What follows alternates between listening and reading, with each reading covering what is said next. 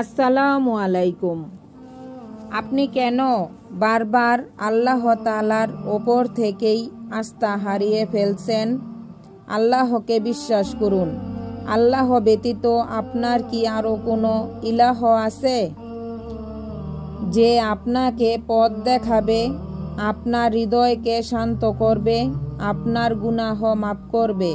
ওয়াল্লাহি, আল্লাহ ছাড়া আর কেউ নেই আপনার। তাহলে কেন গুনাহ হয়ে গেলে আল্লাহর রহমত থেকে বঞ্চিত হচ্ছেন? আপনার তো উচিত আল্লাহর কাছে তওবা করা, অশ্রুসিক্ত নয়নে আল্লাহকে জানান আপনার হৃদয়ের কথাগুলো, মানুষের দেওয়া কষ্টগুলো।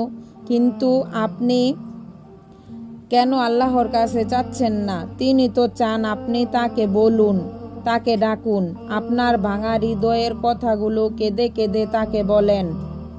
আল্লাহ তো চান এই ডাকার মাধ্যমে আপনার হৃদয় প্রশান্ত করে দিতে, কিন্তু আপনি তো তাকে ডাকেন না, তাকে জানান না আপনার হৃদয়ের কথা,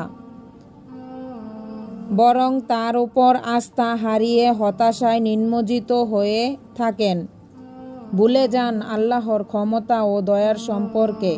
বিশ্বাস করুন, আপনি আল্লাহকে ডেকে কখনোই ব্যর্থ হবেন না। এজন্য গুনাহ হয়ে গেলে, মানুষের দ্বারা কখনো আঘাত পেলে আল্লাহকে ডাকুন। আল্লাহর উপর কখনোই আস্থা হারিয়ে বসবেন না, তার থেকে দূরে সরে যাবেন না।